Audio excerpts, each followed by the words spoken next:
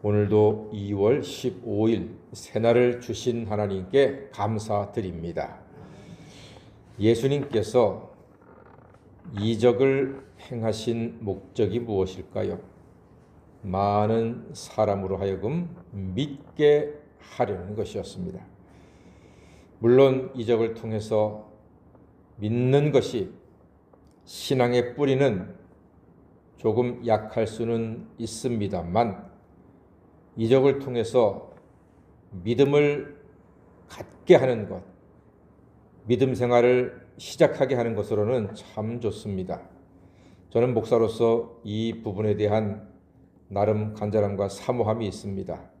목사가 안수기도 할 때 병이 낫고 자식이 잘 되고 사업이 잘 되고 그러면 얼마나 전도하는데, 교회가 부흥하는데 큰 기회가 되겠는가 하는 그런 생각을 하고, 또 주님의 영광을 위해서 그런 능력을 하나님 주세요 하면서 기도하고 사모하는 마음이 있습니다. 그러나 여러분, 예수님의 이적은 많은 사람을 믿음의 길로 인도하는데 목적이 있습니다. 단순히 부흥이 아니라 한 사람 한 영혼을 생명의 길로, 구원의 길로, 영생으로 인도하시는데 우리 예수님의 이적이 목적이 있습니다. 하지만 더 많은 사람은 예수님의 이적에도 불구하고 예수를 믿지 못했습니다. 기적을 본다고 다 믿지 않습니다. 병이 나았다고 다 예수님 잘 믿지 않습니다. 10문둥이가 병이 나았는데 8명은 그냥 도망가 버렸잖아요. 2명만 돌아와서 예수님께 감사하지 않았습니까? 10명이 병을 나아도, 죽을 병이 나아도 8명은 도망가 버리는 거예요. 그렇게 예수 믿는 게 쉬운 일이 아니고 보통 일은 아닌 겁니다. 왜 그랬을까요? 왜 더 많은 사람이 예수님의 기적을 체험하고도 눈으로 보고도 예수를 믿지 못했을까요?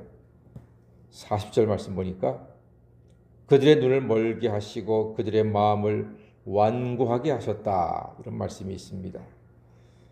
보고도 못 믿고 듣고도 모르는 사람이 많은데, 우리는 보고 듣고 믿는 믿음을 주셨으니 그저 하나님께 감사할 뿐입니다. 관원 중에도 예수를 믿는 사람이 있었어요. 그들은 자기들의 신앙을 드러내지는 못했습니다. 관원들, 잃을 것이 많은 사람들이거든요. 명예와 권세와 물질, 잃을 것이 많은 사람들 중에서도 예수를 믿었지만 드러내지는 못했습니다. 왜냐하면 42절 말씀 보니까 출교를 당할까 두려워했기 때문입니다. 출교를 당할 때 다 잃어버리거든요. 빼앗기거든요. 권세도 명예도 물질도. 그러니까 두려워서 나 예수 믿소 하고 말도 못하는 사람들이 많이 있었다는 것입니다. 이런 태도를 성경은 딱 한 줄로 설명합니다. 43절 한번 읽어볼까요? 요한복음 12장 43절입니다. 시작.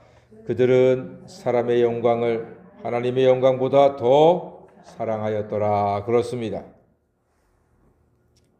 하나님의 영광을 사랑하고 하나님의 영광을 드러내는 데 목적이 있어야 되는데, 사람의 영광을 더 아끼고 귀하게 여기다 보니까 두려워서 나는 예수 믿는 사람이요 라고 말을 못했다는 것입니다. 하나님의 영광에 초점이 있어야 되는데, 그래야지만 우리의 신앙이 아마도 거의 흔들리지 않을 것인데, 사람의 영광에 초점이 있다 보니까 흔들리고 변화되고 혹은 변질되기도 한다는 것입니다. 이적을 행하는 것도, 이적을 보는 것도 하나님의 영광을 더더욱 사랑하고 귀하게 여기는 것이 중요하고 목적이 되어야 합니다. 사람의 영광을 구하면 쉽게 분노하고 불평하고 절망하고 미워하게 됩니다. 하지만 하나님의 영광을 구하잖아요. 인내하게 됩니다. 감사하게 됩니다. 소망을 갖게 되고 사랑도 하게 됩니다.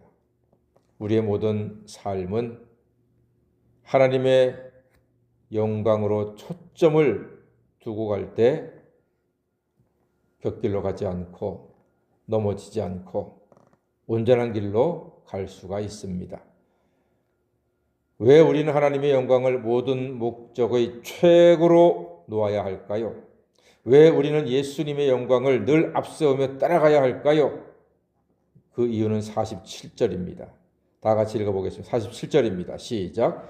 사람이 내 말을 듣고 지키지 아니할지라도 내가 그를 심판하지 아니하노라. 내가 온 것은 세상을 심판하려 함이 아니요 세상을 구원하려 함이로라. 아멘. 그렇습니다.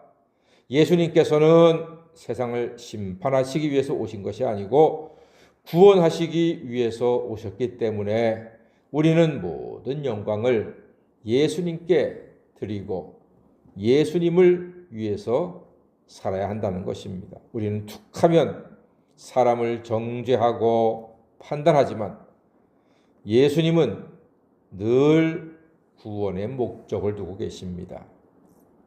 그러므로 우리는 모든 영광을 하나님께만 돌려야 합니다. 우리 인생의 길이 온전하기 위해서는 하나님의 영광을 우리 신앙생활의 목표로 설정해야 합니다. 그래야지만 시험도 이기고 고난도 이기고 염려도 다 이길 수가 있습니다. 우리는 기도 제목이 많습니다. 자식도 잘 되면 좋겠고 사업도 잘 되면 좋겠고 건강도 좋으면 좋겠고 이 모든 것들이 하나님의 영광을 초점에 두고 하나님 나의 자랑과 나의 기쁨이 아니라 하나님의 영광을 위해서 우리 자식들이 잘 되게 하여 주시옵소서. 하나님의 영광을 위해서 사업이 잘 되게 하여 주시옵소서. 하나님의 영광을 위해서 우리의 건강을 지켜 주시옵소서. 이렇게 기도하셔야 한다는 말입니다.